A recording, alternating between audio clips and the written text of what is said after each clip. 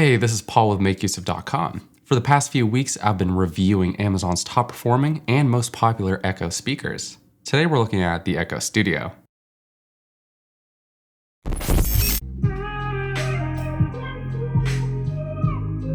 And for those serious about audio and want a smart assistant built into their speaker, the Amazon Echo Studio is worth checking out. Now, at $200, this is Amazon's most expensive non-display smart assistant speaker. That said, compared to its two biggest competitors, the Apple HomePod and Google Home Max, those are typically more expensive and generally not as highly rated. And so if you actually enjoy or don't mind using Alexa as your smart assistant, or for Siri or Google Assistant, the Amazon Echo Studio is actually the better value in a lot of cases. Key features include peak output of 330 watts, 20 Fitbit DAC, and 100 kHz bandwidth. It has built-in Zigbee Smart Home Hub compatibility. In terms of connectivity and codecs similar to other Amazon speakers, the Echo Studio can be used to play music, podcasts, and other audio wirelessly or via Bluetooth.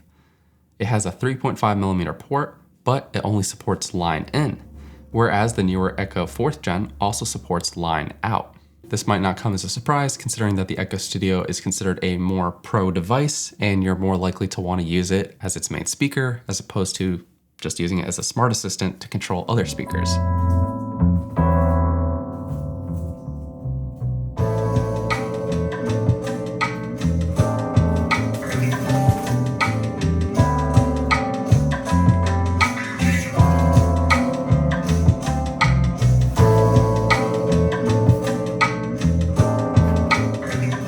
It also supports FLAC, MP3, AAC, Opus, Vorbis, Dolby Digital Plus, Dolby Atmos, Sony 360 Reality, and more. In fact, this is actually the first wireless speaker to support Dolby Atmos, and it can automatically sense the space that the speaker is placed in to automatically fine-tune its acoustics for better sound. Using its built-in microphones and some software magic, the studio works out where nearby objects are in the room. It then calculates where micro audio delays are, bounces them off the surfaces to give you an impression that the audio is actually coming from all over, rather than just coming straight out of the speaker.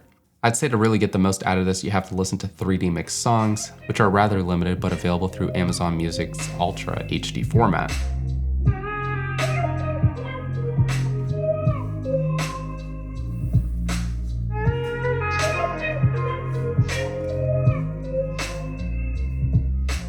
The effect is a bit of a mixed bag, and I think you really have to sit rather close to it to really appreciate it. Doing a few side-by-side comparisons with the effect on or off, I do think it's noticeable, but I don't necessarily think it's going to be a deciding factor between getting a speaker like this that has that option compared to one that doesn't. Another unique feature is that unlike some of Amazon's cheaper and older Echo speakers, this has Zigbee Hub built in, and this allows it to pair with those supported smart devices. This speaker weighs 7.7 pounds and it measures about 6.9 inches by 8.1 inches.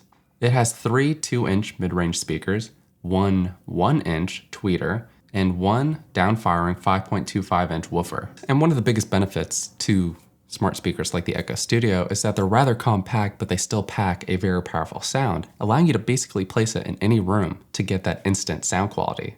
If you do want the absolute best listening experience that Amazon offers, and your budget and space allow for it, the Echo Studio can deliver an incredible wireless audio experience. Now again, $200 is a very steep asking price, and especially when compared side by side with the Echo 4th Gen, which we recently reviewed, the Echo Studio does provide a more fuller soundstage that is instantly noticeable, but I would say it's perhaps not as impressive of an upgrade compared to, say, coming from the Echo Dot to the regular Echo 4th Gen.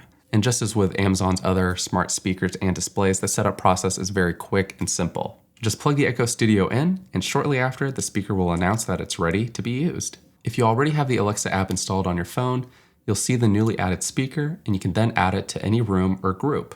This smart speaker gives you the usual Alexa features, letting you stream audio, giving you voice commands, and home control. Core to other Amazon Alexa speaker design, this also has that halo ring at the top, which will light up either when activated by the Alexa hot word or when you receive a notification. Likewise, this halo ring can also change to identify your volume up or down, as well as when the microphone is muted.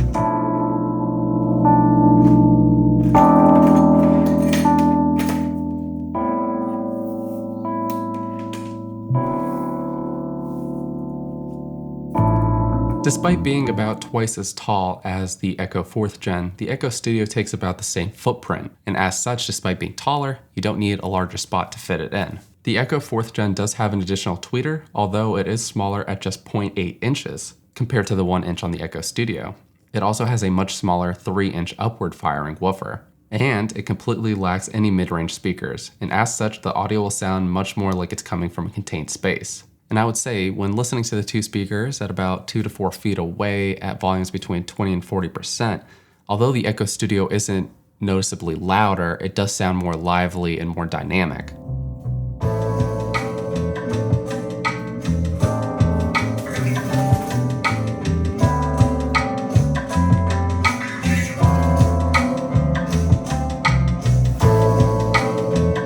I think instruments and vocals feel a bit more separated, and you can also tell that the sound is coming out of a larger space.